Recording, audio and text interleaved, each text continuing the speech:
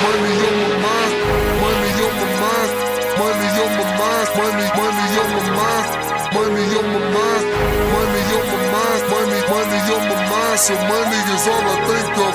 Money on my mind, money on my mind, money on my mind, money on my mind. Oh man, you guys, we are back on another episode. Oh my God, I forgot to put on the mics. Go ahead, put on your mic, right? I forgot to. We're gonna keep this rolling. There's a microphone right over here. Wait, I'm sorry, not a mic. I mean a the headset. headphones. I meant headset. Yeah. Sorry. This is a headset, you guys. This is definitely keep this in because it's just been that type of morning, ladies and gentlemen. But money is still on my mind. It doesn't matter if things go your way or not. This guest right here today knows how that is just as much, if not arguably more, than I do. But we know what show we're on, man. If you guys don't know, you're tuned in to Financial State of Minds, and I'm your host, Buckety Blondie himself, Darrin Harvey, and I help you get to that bag, manage that bag, and grow that bag as best as possible through financial and business literacy. And it's talking about that money. And someone over here to my right, a gentleman, a brother out here I really respect. His story is crazy. I mean, you guys know my story on the show, but his story is right up there, and everything he's overcome and he continues to overcome. And the destination we both know he will be is going to be grand. He's going to be on the boats with us. He's going to be on the yachts. And that's not even what he wants to do. He's just trying to be out here, get this bag, and take care of his people. And that's why I respect him so much. He's also one of my former students. I'm very proud of him. But I want to welcome Rome to the show. How you feel today, brother? Yeah, man, appreciate it. I feel cool, It's always nice to be able to converse and talk about my story a little bit. I always tell people, it's so easy to talk about what I've been through because, I'm an expert on it, right? So I feel good. I'm excited, and it's always nice to just spend time with people you know and respect, care about, and get information out there. Absolutely, and I appreciate you coming here. To the station. KGPC 96.9 is where you're tuned in, or maybe you're listening to me on the website KGPC96.9.org. You may be listening to us on Spotify right now, on Apple Podcasts, on iHeart, or any of your favorite streaming platforms. We initially met. You were one of the cohorts at SF Black Wall Street when I was coaching over there. Shout out to everybody who made that happen. Yeah. But when we're really having our one-on-one sessions, and you're very soft-spoken, you're very respectful, you're very articulate for your age, especially in your background. Just talk to me. Just talk to me a little bit about your background. Who is Rome Jones, and where did he come from? Yeah, well, I think I hold a bunch of different identities. It's hard to say that anybody can be one thing, right? So a lot of who I am and the reason I'm the way I am is because I'm the youngest of 9, right? My parents, when they got together, my mom came into the relationship with 4, and my dad came into the relationship with 3. Then they had 2 together. So me being the youngest, I was blessed to be able to see so many different sides of so many different types of people and personalities. All of my siblings are their own type of person, have their own type of personality. My parents, their own type of people, had their own personalities, right? So it was easy for me to learn a lot within my household that I didn't need to go out into the streets and directly experience.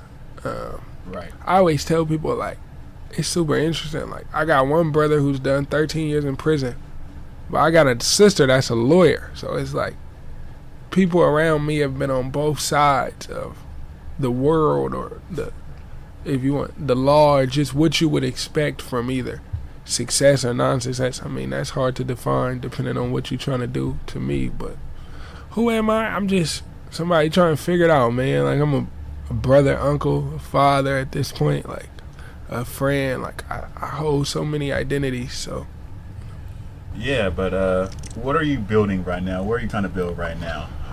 Yeah, how do I know you? Yeah. So I think how you know me is because I'm a real estate broker. Right.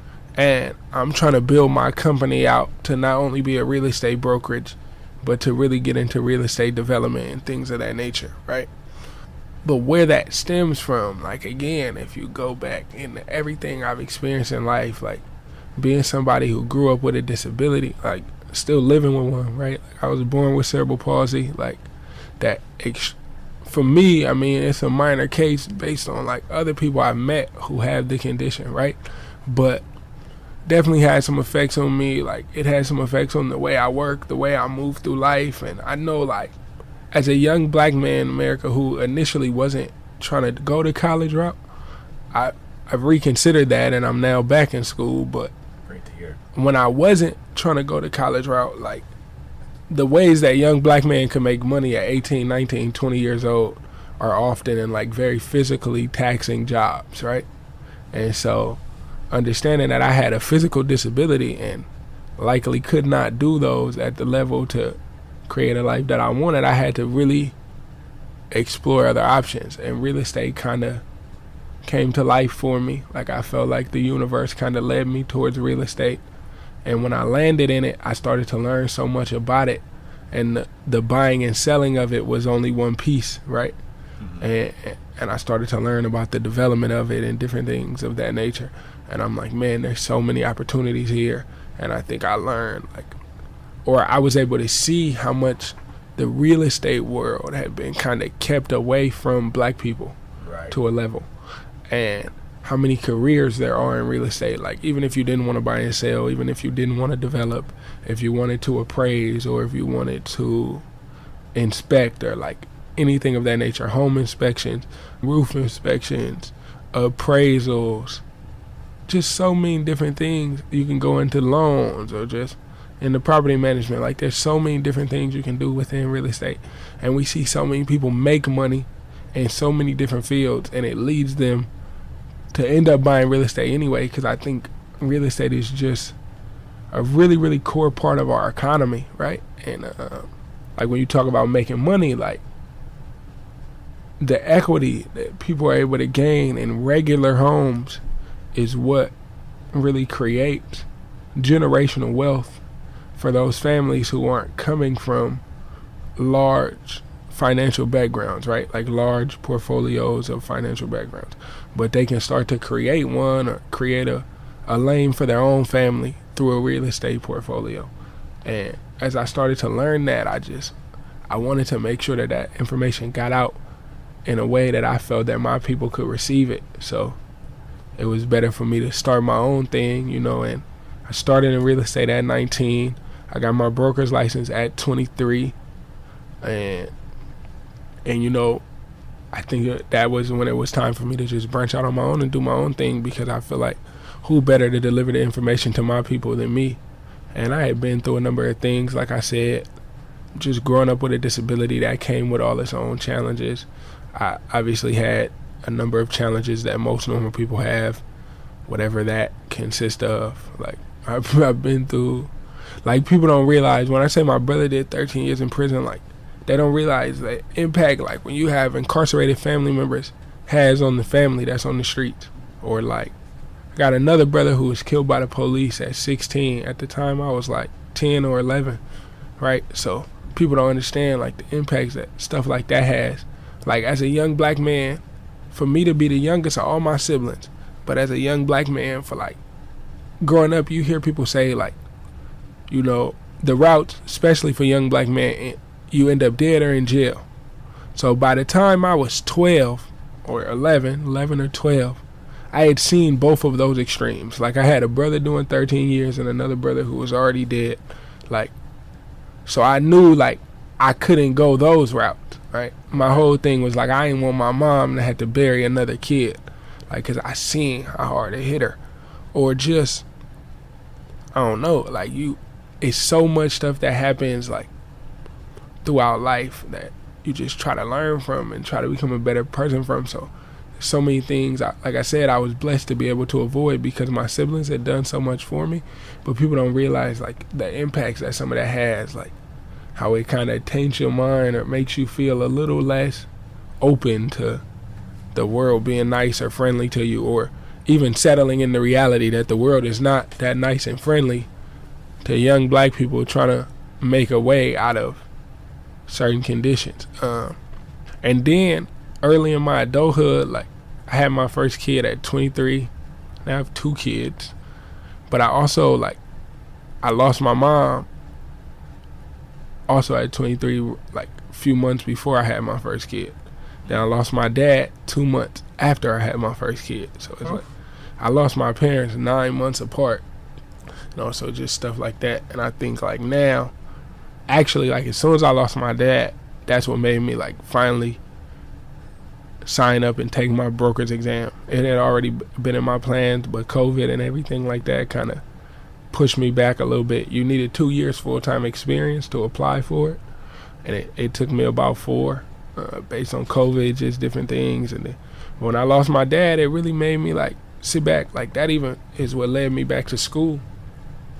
When I sit back and I think about like, okay, a huge part of my support system is gone, and I really have to be a full-time adult all the time and like continue to better myself to get to these levels I want to get to in financial freedom, right? Right.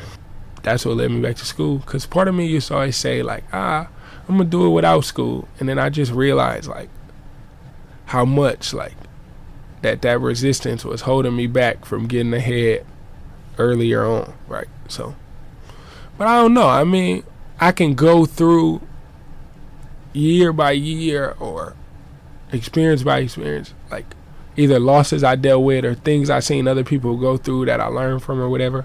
But it's just a combination of experiences, right? That helps you eliminate like, these are things I don't want to do in my life, and these are other things I do want to do in my life. And, you know, I think that's kind of what led me to where I'm at. And I just want to make sure that now in the real estate space, where I feel like I'm holding a lot of knowledge, that I make people aware of certain things and try to really help guide them through the process. And I'm sure later on we'll get into like what transactions have been like for me. And yeah, definitely. Yeah, I want to talk to you about that. You know, but let's just. Let me stop right there. I mean, we're not even 10 minutes into the dang episode, and you done talked about you have cerebral palsy. You know, me with my blindness, I definitely relate to what that's like, having a disability. You mentioned that you lost your mother and your father in the same year. Same year sounds like? Yeah. Same February and November. Whew. And then you said you had a brother. You have a brother that has been incarcerated for 13 years. Is he still incarcerated or is he out? Nah, he's out. So he went when I was about 8. He got out when I was about 20, 21, maybe. Got you. So you kept mentioning these, let's just say, they're traumatic experiences. For sure. Like, let's just keep it real. They're traumatic experiences. And you're talking about how, specifically with the incarcerations, the impact that they have on the family, on the rest of the family.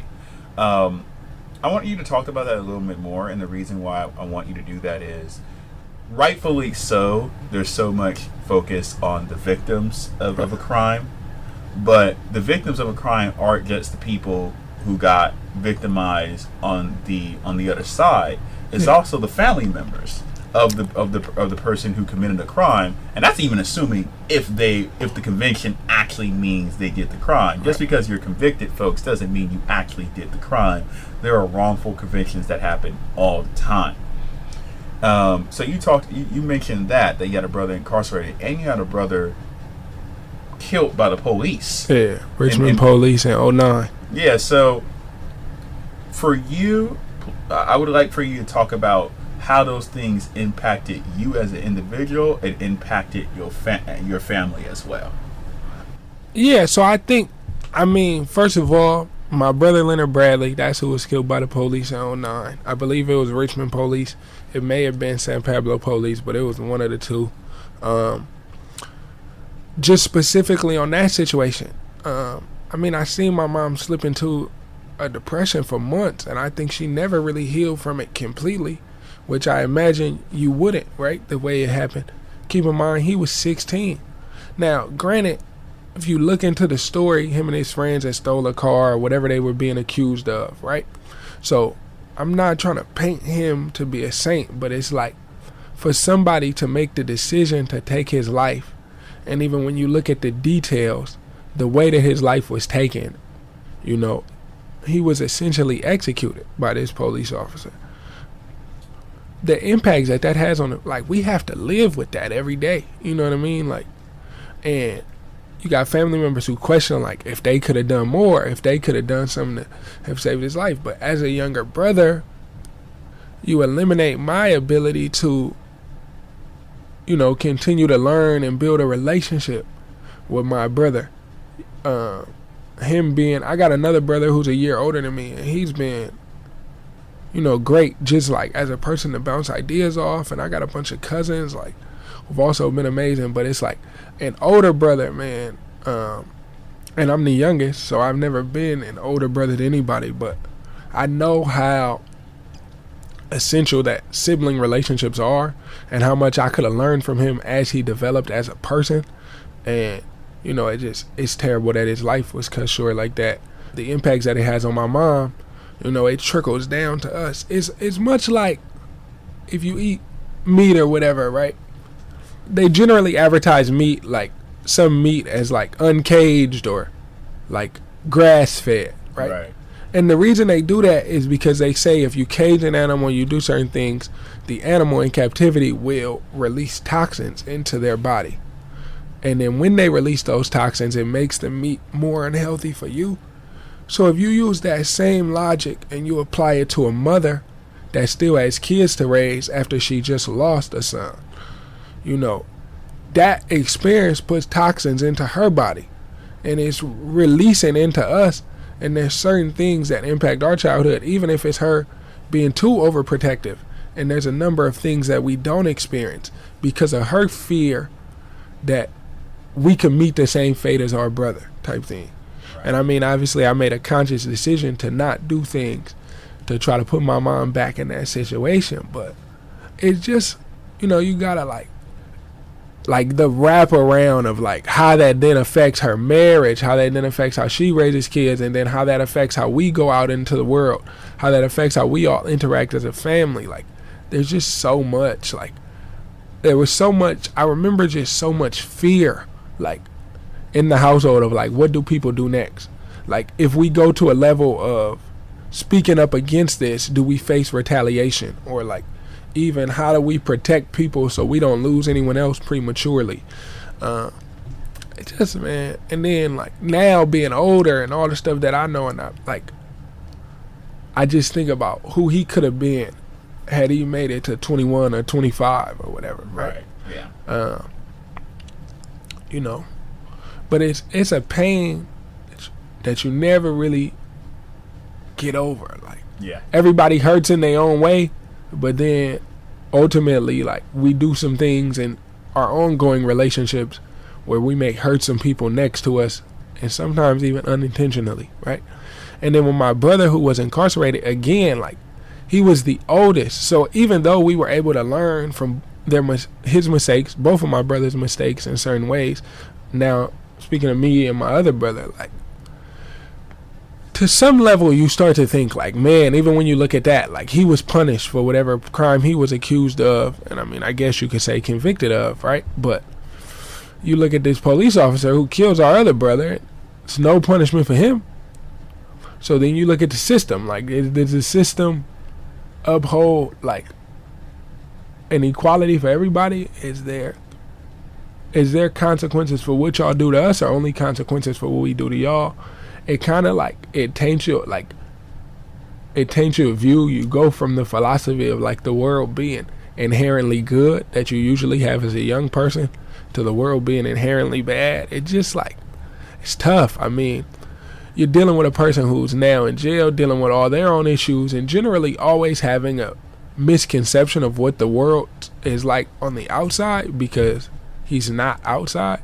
So sometimes he mad at us, like, oh, y'all don't answer the phone enough, or y'all don't talk to me enough, and then he don't understand, like, we're trying to balance everything that we going through in the everyday world, like, but it don't mean that we don't care about him, you know. And so then that harms relationships. Like, it's hard, even when he came home, like, he's my brother, my blood brother, and I love him, but it's like, we had to really like relearn each other, like really get to know each other, because he hadn't seen me since I was 8 years old. Now I'm 20, 21 years old, right? So Right.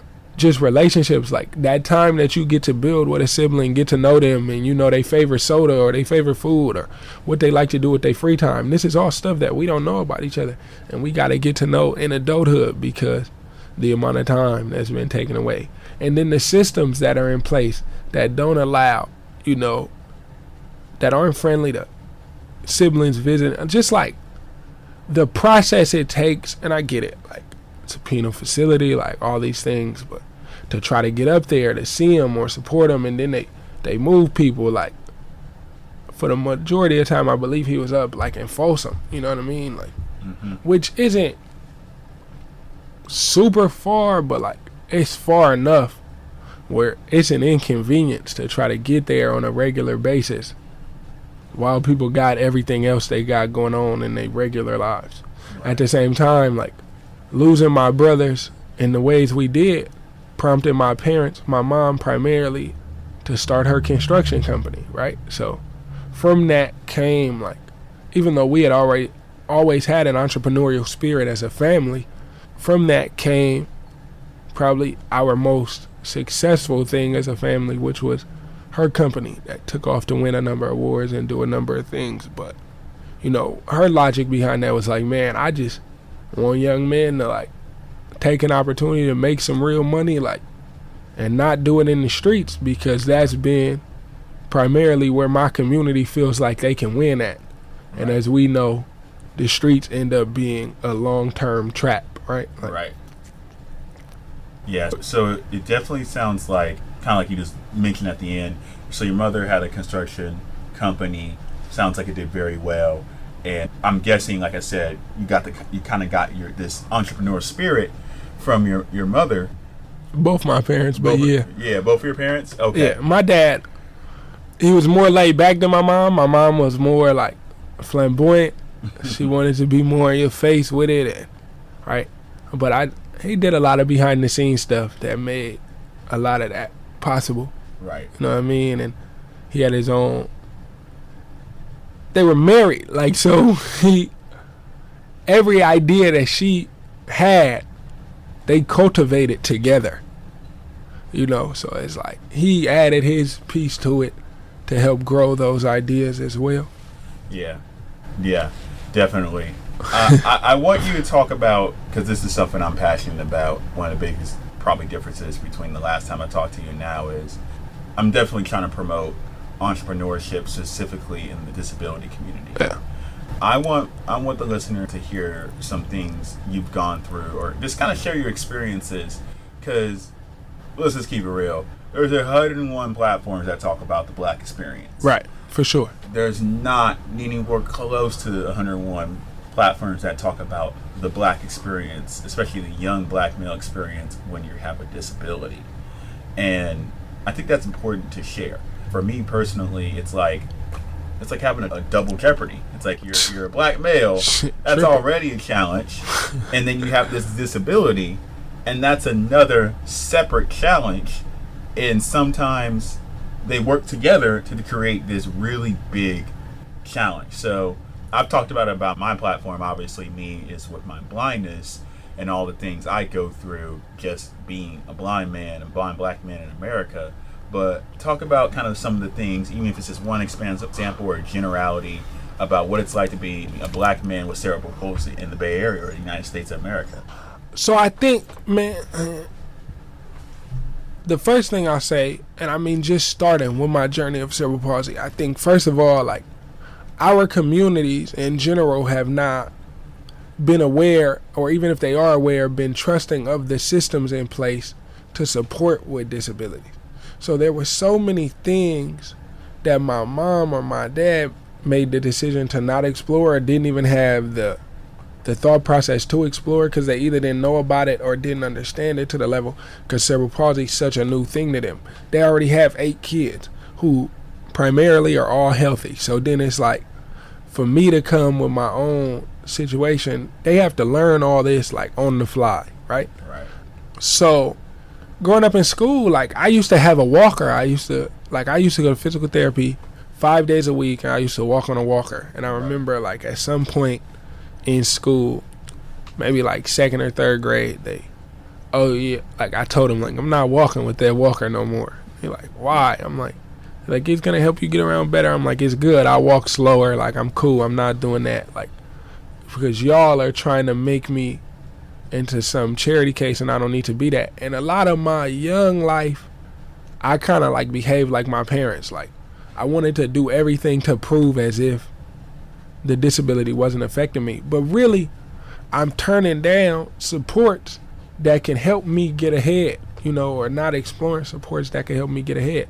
So there was a part of my identity that really wanted to like shun it and not deal with it or act like it didn't exist or it wasn't affecting me. And sometimes that would lead to me doing things that I knew wasn't good for me or like wasn't practical, walking a lot more than I needed to, and then like being at home in pain by myself, like not telling people.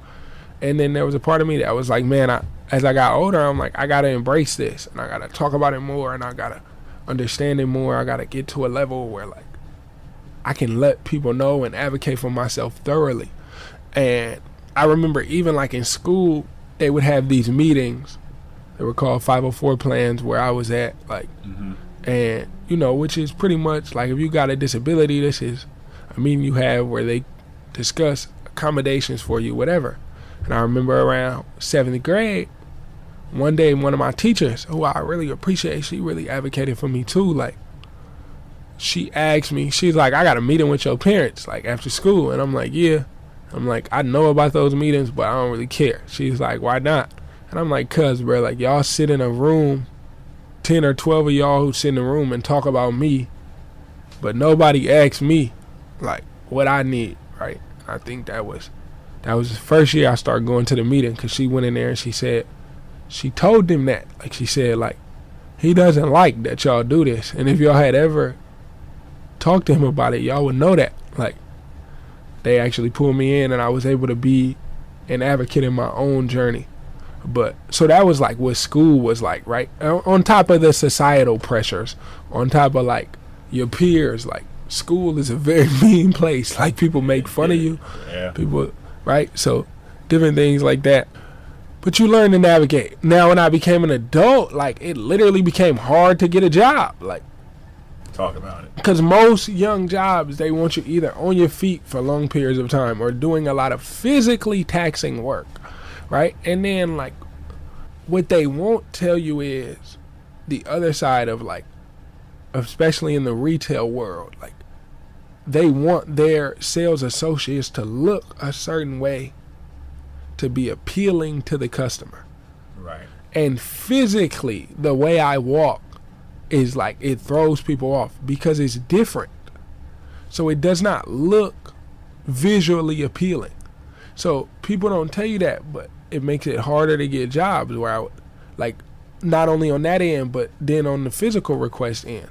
So, like, again, I always kind of knew, like, I would end up in a lane working for myself because I could create an environment that was adaptable to my needs. Even, like, there's some days where I wake up with back spasms and it could derail my entire day, depending on how bad they are or different things of that nature. Or some days where, again, I may do a lot and, like, it just might be hard to get out of bed the next day. And, people don't understand that part. So it's like, it's hard to keep a 9-to-5 job that requires you to be there every day and doesn't really accommodate for these things because they got to meet their bottom lines. And and then my family, like I said, I've already seen my family have some successes and some failures in the entrepreneurial space. But it's kind of like, man, this might be the better route for me because I can make my own schedule and funny enough, the man who taught me about real estate and introduced me to real estate, he actually has cerebral palsy as well. My parents had met him, and that's why I say my spirit led me to it. My parents had met him. I was probably about 16. They met him, and my dad told him, like, oh, you got cerebral palsy. And the man's like, yeah, how you know that? Like, and my dad, like, I'm sorry, I don't mean to be rude. My son has it. That's the only reason I noticed it and different things of that nature. And the man's like, man, I love to meet your son, talk to your son, whatever. A few years later is when I end up actually meeting him and talking to him. But as real estate kept coming up in my life, I asked my mom, y'all still got that man number? Like, maybe you can call them, and and that's what led me into the real estate space. And then it's scary, like, as somebody with a disability who you work so hard to live whatever your normal is, right? But then also, like, I don't know how my mobility will be affected, like, when I'm 40. Right. Like, as a normal person's mobility might be affected at 40 to some level. They can't do what they used to do at 20. Mine may be more extreme. Right. Or even possibly for you, somebody who is dealing with blindness may think, like, in progression, does this get worse? Right. And then how does that impact me? And how do I set myself up to be as independent or to take care of myself as much as I can while I can? Which I think, like I said, is a concern for everybody. But when you have a disability, it just is a heightened concern. Yeah. And I think, people don't see that side of it. Or the idea, like you said double jeopardy. But my dad would tell me, like, dude, you got to realize you're fighting 3 fights. Like, we're already black, right? We already are low income to some level. And on top of that, you got a disability. So, like, that's a whole extra battle that you have to fight that nobody else around you really has to fight. And that's the thing too, like, just searching for your own identity. Like, for me, I didn't meet anybody with cerebral palsy who was relatable to me until I was like 19, 18. So what people don't understand is, like, even the levels of cerebral palsy I seen as a kid going to therapy, these are kids in more extreme situations than me, wheelchairs and so forth. So it was no experience that was really relatable to mine, and was nobody really talking about, like, what that support looked like. And I had, like, people talk about mental health so much now, right? And how many services there are now. But, like, coming up through school, I had physical therapy, but nobody thought about the mental impacts of the stuff that I was going through with my disability, and it wasn't talked about. So. Yeah, no, definitely. No, it's crazy how you talk about how, disability, especially when it comes to getting a traditional job. I actually we'll talk offline about it, but I actually just experienced, I literally just experienced that. And just for the listeners, I have my background is working with lawyers, and one of my family friends is an employment law attorney in SoCal, and he straight up told me, he said, Darrin, discrimination against disabled people is the most common form of workplace discrimination in California, by a large margin.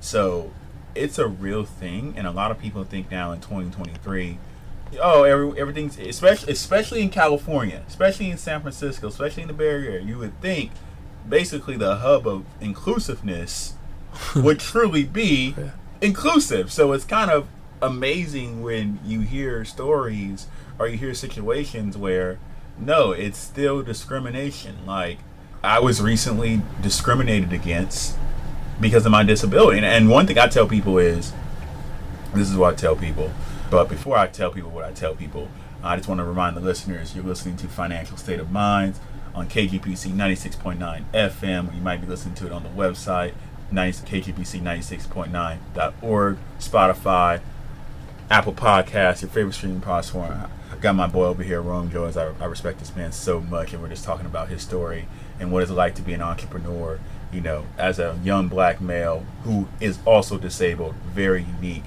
And this is just something I'm so passionate about because, like I said, the discrimination is out there, even in good old San Francisco, even in the Bay Area, even though in the capital of inclusiveness, it's out here, you guys. It's happening every single day. So, like you, like, that's the same reason why, or similar reason why I went into business, is you have this sense of control and freedom, and that an employer may or may not be able to give you. I'm a little bit different because I did go to college, but you're absolutely right when you said, when you're young, 90% of your options, especially back then, even 10 years ago, 15 years ago, before how the internet is right now, you had to go work a physical job. That was it. That was it. Or maybe if you're lucky, you got to be a receptionist somewhere where you can sit down, but it's still physical. Yeah. Being an entrepreneur a lot of times is the most realistic option for people, but even that is difficult, because just being an entrepreneur is difficult, period. And then on top of that, you have the disability aspect. I understand the power of real estate as somebody who house hacks, and I rent out the home that I live in, and I'm able to live comfortably because of that. I'm all for that, and you're absolutely right. You mentioned earlier, it doesn't matter if you go to business, it doesn't matter if you have $500,000 a year job salary, you're gonna buy real estate. Right. It's the American dream. You're gonna buy a home for yourself at least. It is the most important purchase of your life. You chose to go into real estate. You've explained why. Why did you choose to just not settle on being a realtor? Just a typical another real estate agent, which is a dime a dozen in California, in America. But you said, you know what, I want to go beyond that. I want to have my own brokerage. What made you decide that? I mean, I think a lot, like I'm sure a lot of people who come from communities like mine, once you start moving forward, you kind of be like, why not try something else? Why not go to another level? I think everywhere you go, there's going to be barriers, because we still black. We still, like, there's still other stuff that happens, right? And I could see, first of all, the first deal I ever did, I made $24,000 in commission. But because of the setup at the broker that I was with, I took home like 11.5. So when you look at the chunk of money that was taken from me, and from the way I felt, you know, I didn't get $13,000 worth of support in closing this deal. So to give up $13,000 didn't make sense to me. So if I can get my broker's license with 2 years of experience, of course I'm going to plan my way out of this. So as I start to make more money, I can start to keep more of my money. Now working for myself, I can decide what my commission split is. But furthermore, even when I'm putting money back into the company, I'm putting money back into my own ambitions. Or like, I don't know what another broker is going to do with the money that they make off of me. But if I want to reinvest into my community with the money that I make off of me, then I can make that choice, right? And so that's what made me want to become a broker. And the more I learned, the more I'm like, man, it's not fixed to you got to help buy or sell homes. There's so many other careers in real estate. Right? To be, like I said, an appraiser, estimator, like everybody needs appraisals. Banks, cities and counties, right? Like for tax purposes, different things of that nature. So there's so many different lanes to get in. And again, anybody who's ever really made some solid money, like at some point ends up involved in real estate, even if it is just buying them a house or buying a family member a house, right? And I think everybody's ambitions are different. I'm not telling everybody to be as ambitious as me or to see things exactly my way. But I think one of the philosophies, even in the black community, is like if you own a house, like let's say in San Francisco, or like in a good part of Oakland, whatever, even in Oakland in general, Oakland's almost comparable to San Francisco. People say, oh man, don't sell that house, don't sell that house, don't sell that house, just to have it. And I just want people to understand like what that really means. Like, it's not necessarily about if you sell the house, but it's about what you do with the proceeds, right? And so if I can inform people like, man, if you sell this house and you make a $400,000 profit, you have to really understand that you can go buy a small apartment building for 5 or 10 units and make consistent passive income off that. So it's not always about sticking to one way of thinking and like just having a house, but I want people to really see their house as an investment in a large bank account that they can leverage to build into other things, right? And to really understand that concept.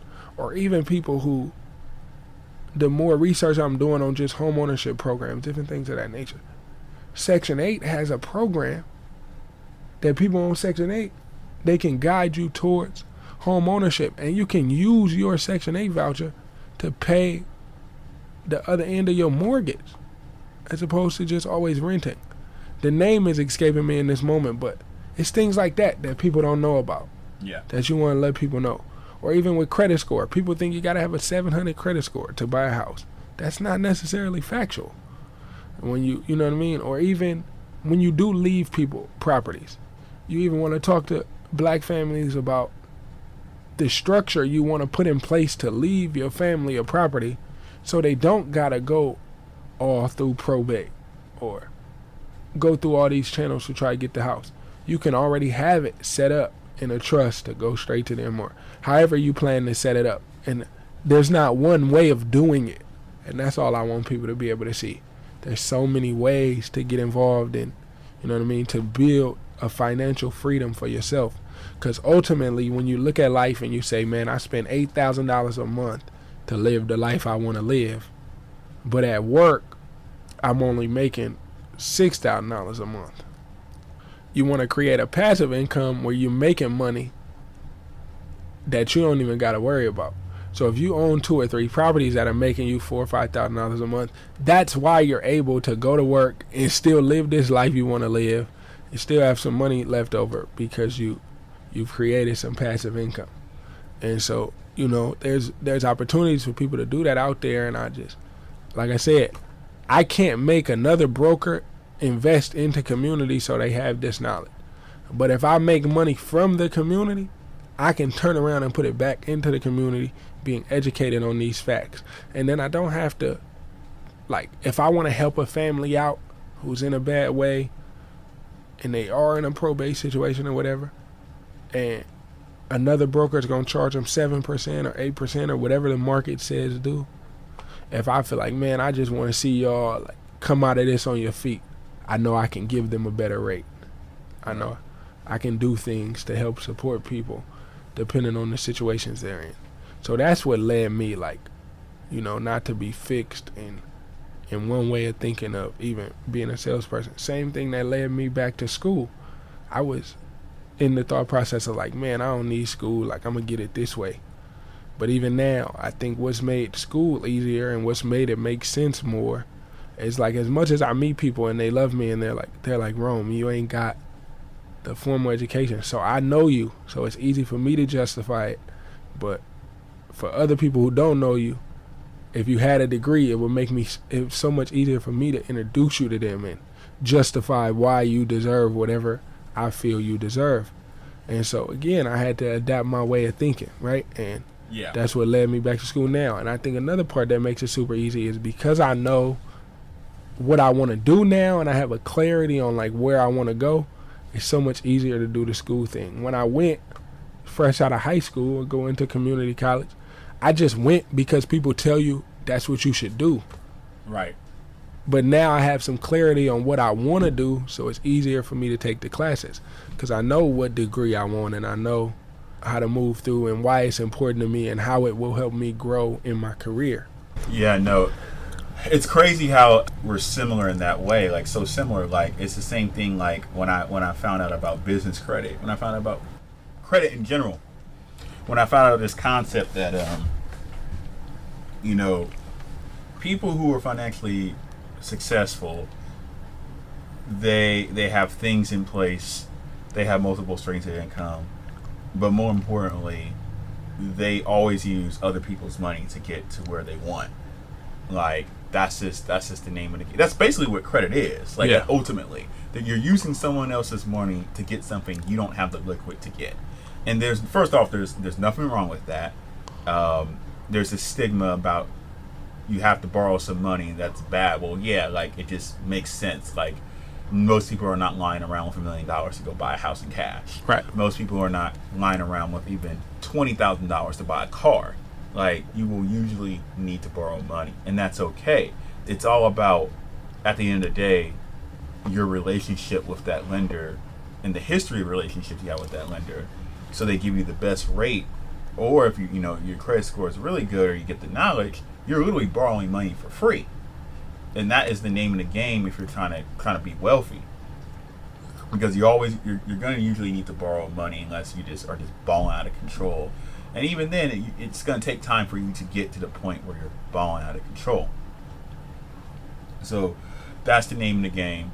Real estate is definitely, in my opinion, the most trusted and secure way to lead into financial freedom. But one question I want to ask you, just curiously, is do you have any type of W-2 job or part-time job, or are you just doing this full-time?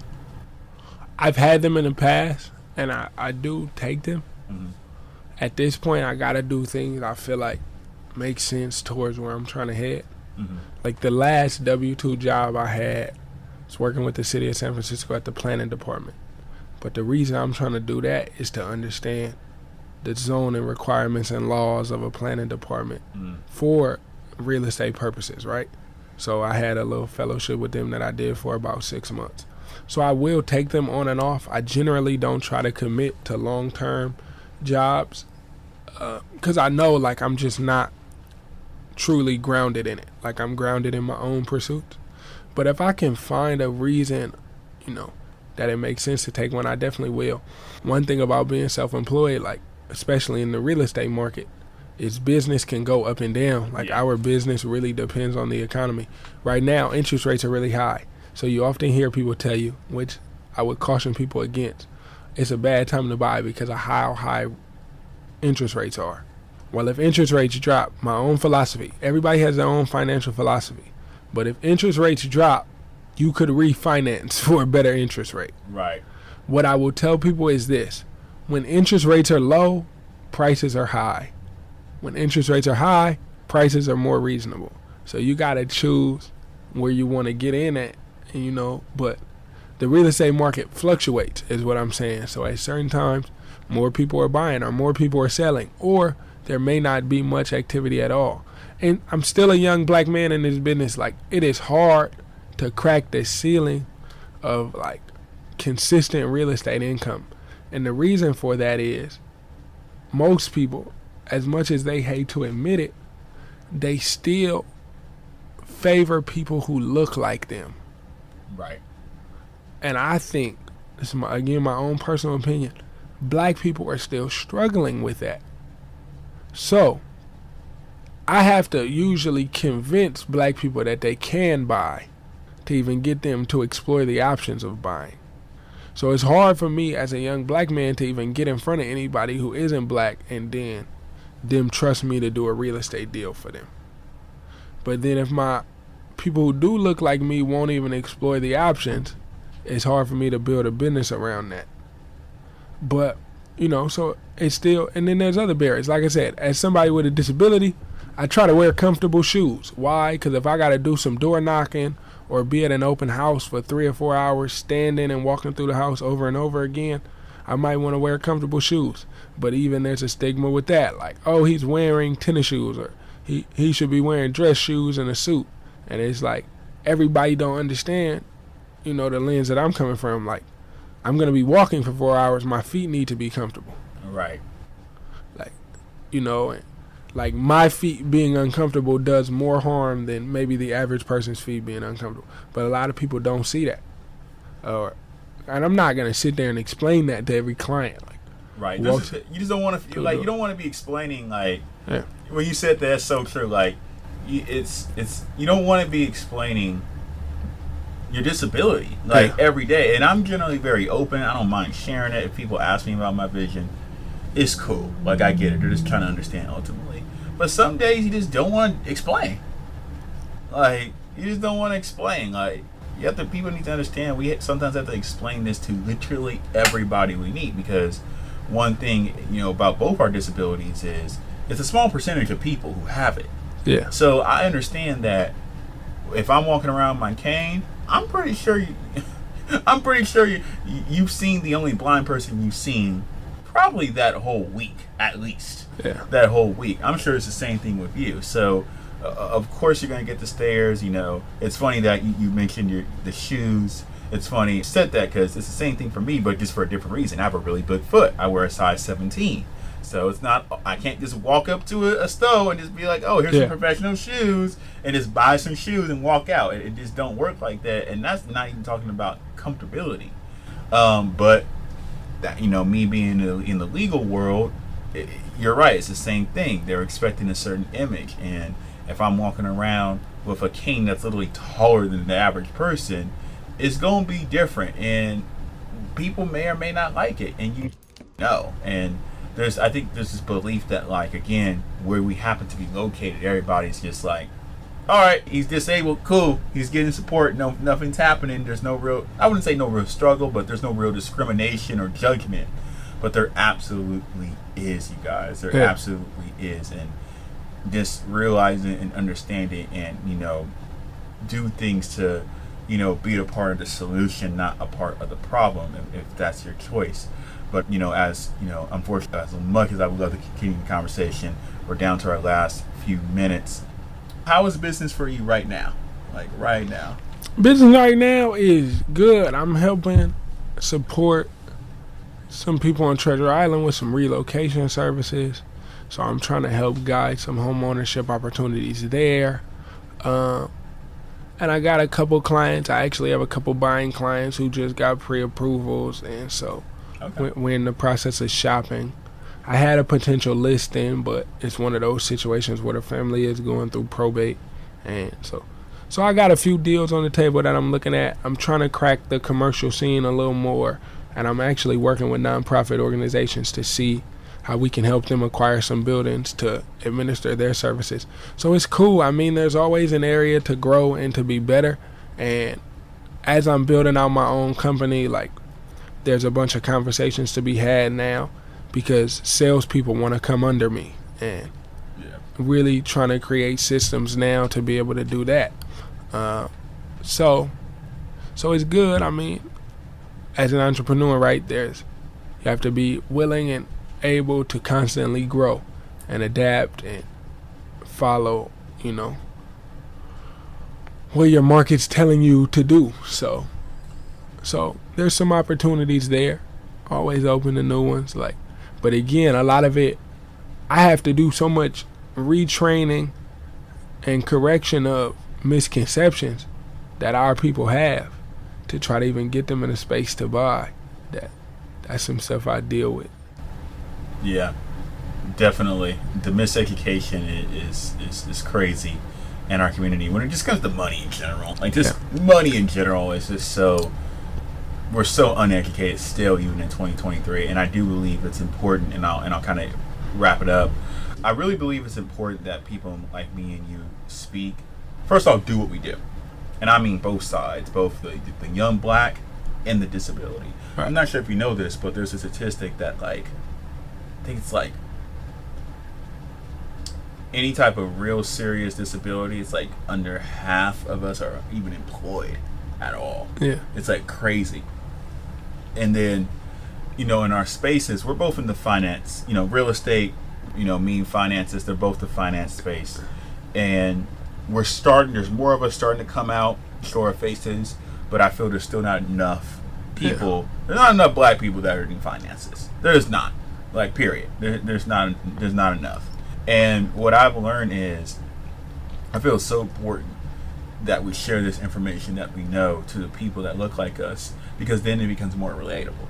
If they see somebody like us talking about real estate, they're gonna go, oh, then they're more, they're gonna think it's true. It becomes more tangible. More tangible and attainable compared to if there's a guy in a gray suit who has blonde hair, blue eyes, and he's 50-something saying the same thing and doesn't seem as attainable. So that's why I really believe this is important, that we do what we do. Yeah. We got to work together, though, right? We have to collaborate and really work together on what that looks like to support each other in some of that re-education of how we can leverage some things. And I'm not saying everybody has to have the same philosophy, right, but there's areas for growth there, and we have to be open to that. Yeah, absolutely, and that's what we'll continue to do. That's why I'm so grateful. 1 year after starting here, KGPC Radio and the family here, we are about that. We're all about working together, because I think it's so important, because every community does it more consistently than we do as a black community. Yeah. Is work together, especially out here in California, in the Bay Area. We need to continue to work together and support each other, because that's how we're going to be able to grow our own communities, and then just to be as self-sustaining as possible as a community, and not have to worry about anybody else helping us but ourselves. And we're doing it. We're doing it right now. So I appreciate you coming on. If someone wants to inquire about buying a house, or even maybe being a part of your team, how can they go about reaching you? Man, I love for people to just text me, because that's the easiest. But I'll say you can find me on Instagram. It's just RMJ, like my initials, and then Realtor. It's my Instagram. You can find me there. I don't really like social media too much, so I'll be avoiding it. But that'll give you all my contact information. Or you could always just Google Rome Jones, California, and then usually my real estate pages will come up, or other articles I've been in, and my contact information is generally attached to that as well. So you find me one way or another. Got you guys. And if you guys have any real estate related questions, you're interested in buying a property in the San Francisco Bay Area, or again, you just want to tap him, maybe you want to be a part of his team, that's how you can reach him. Or if you're more comfortable, DM me at Financial State of Minds on Instagram, www.financialstateofminds.com. Contact me, and I can personally connect you to him if that's something you're interested in. And then leverage these programs, man. There's so many programs, from initiatives with cities and with counties and with the state of California, different things to help people own homes. Start to leverage these programs, explore them. I'm telling y'all, it's people that are getting Section 8 vouchers that are approved to buy houses. So don't fix yourself to thinking that you can't do it. There's an opportunity there. Absolutely, you guys. And it's the same way. Don't let the I will say the rules or the requirements stop you from achieving buying a property, or even just building your credit up so you can buy the property, because there's people like us who can help you do that. You may think there's no way, but there's absolutely a way to get the property, because it's happening. If you're not taking advantage of it, someone else will be. And it's out there, and I hope people take advantage of these programs. So, but Rome, I want to thank you again for coming on this show. It was a pleasure. I appreciate you sharing your story. And we got to come back for a part 2. Yeah, appreciate it. We didn't really tap into the real estate and all the market and all the stuff what's going on right now, because it is an interesting time. But like I said, I would love for you to come back whenever you have the opportunity, so we can do a part 2. But thank you, everybody, for listening to Financial State of Minds, the show where I help you get to that bag, manage that bag, and grow that bag as best as possible through financial literacy, business literacy, all things money. You've been tapped into KGPC 96.9 FM. You might be listening to it on the website, KGPC96.9.org, on your favorite streaming podcast platform of choice. Again, appreciate you coming in. And that's a wrap, you guys. We're about to go out here, get this bag. DM me, Financial State of Mind, if you have any questions about anything financial. And you know where to find Rome. Go find him, tap in with him, and keep doing your things. And I appreciate you guys listening in. You guys take care. Have a blessed day. Peace, kings and queens. We out.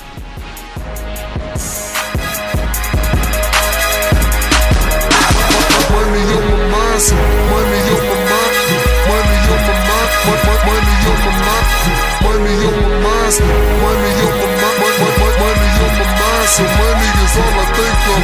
Money on my mind, money on my mind, money on my mind, money on my mind, money on my mind, money